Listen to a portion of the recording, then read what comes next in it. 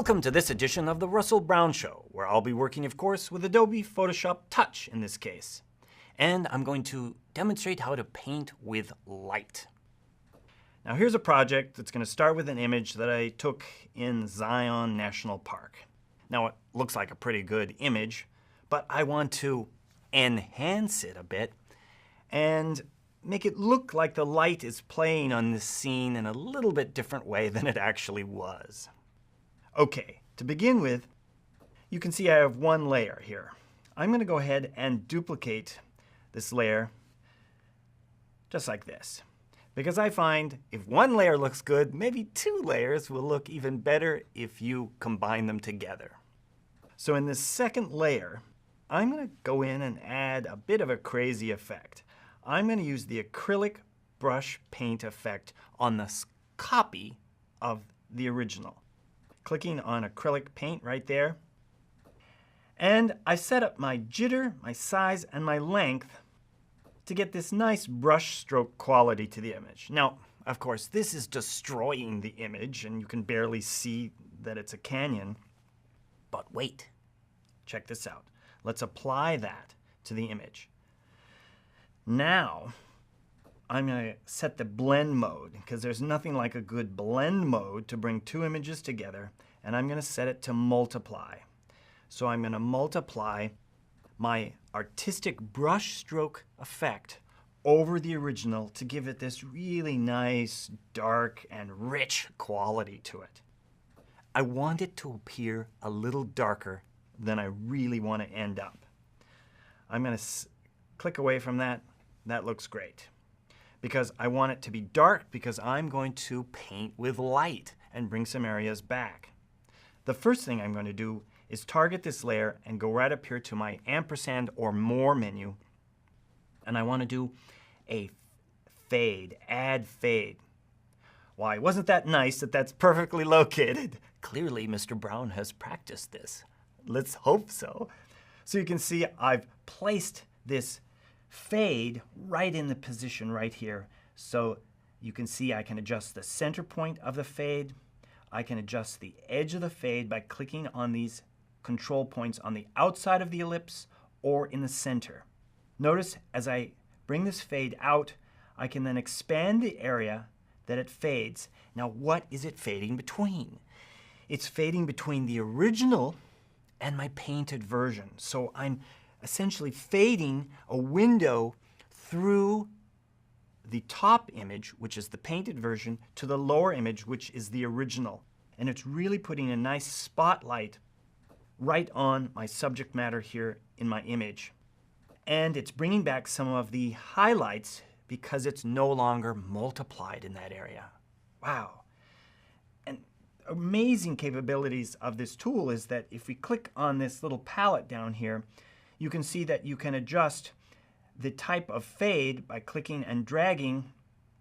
You can adjust the edges of the fade. You can even add additional points to the fade and really have control over how this fade behaves on your screen. Let's go ahead and close that back down.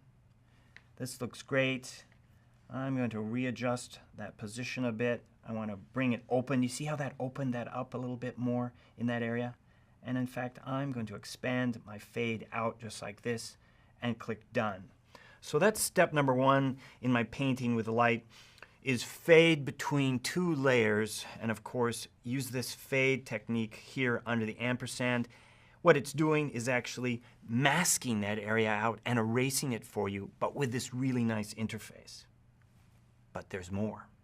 Let's make a new layer and an empty layer. Let's fill this layer with gray. In fact, we're going to fill it with 50% gray.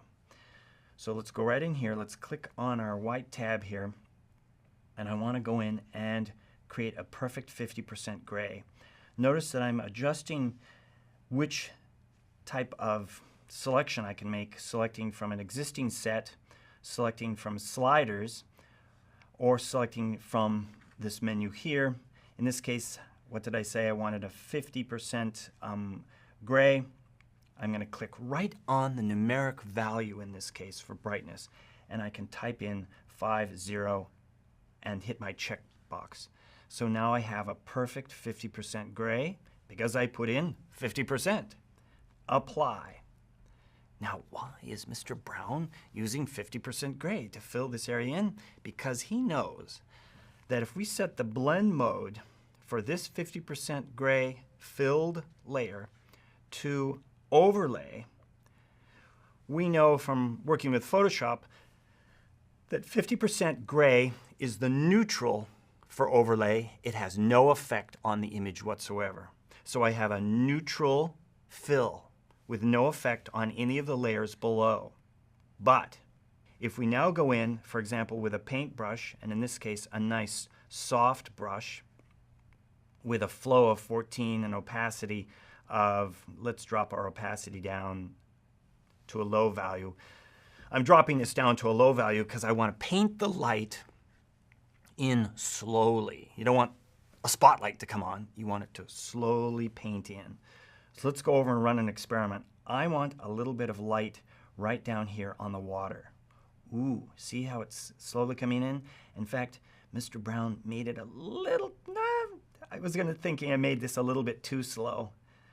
Let's just bump that up a little bit before drama. Let's bring our opacity back up, and let's bring our brush size up a bit too. For video tutorial drama, Mr. Brown has adjusted this. Now notice I'm right down here. Look how I'm making it look like a spot of light is hitting this pool. Wow, okay. Mother Nature's around the corner yelling at me. I can go in here and lighten up this area a bit too. What am I doing? I'm going through and I'm using an exposure adjustment. I'm going back to the original. Remember, we multiplied the images on top of each other. Check this out. I'm going to go in and add a little bit more adjustment here over on my model over here.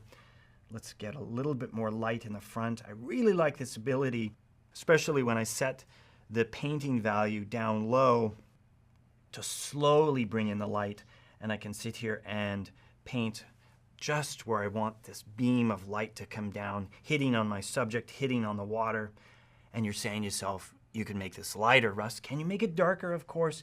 Change the color of your brush from white to black. So now, if you paint with white on this gray layer, it brightens it up. If you paint with, of course, black, you can then darken the area. Now, I don't like that, so I'm going to hit undo.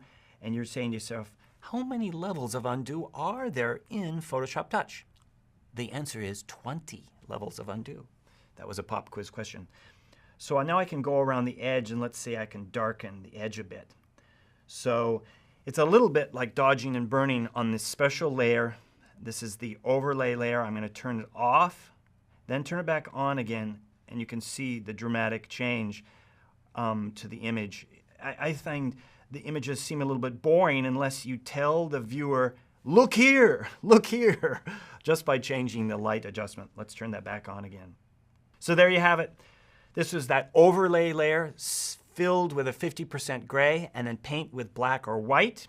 And I also used on this second layer here, I used that special feature to add a fade to my artistic adjustments. Think of the possibilities.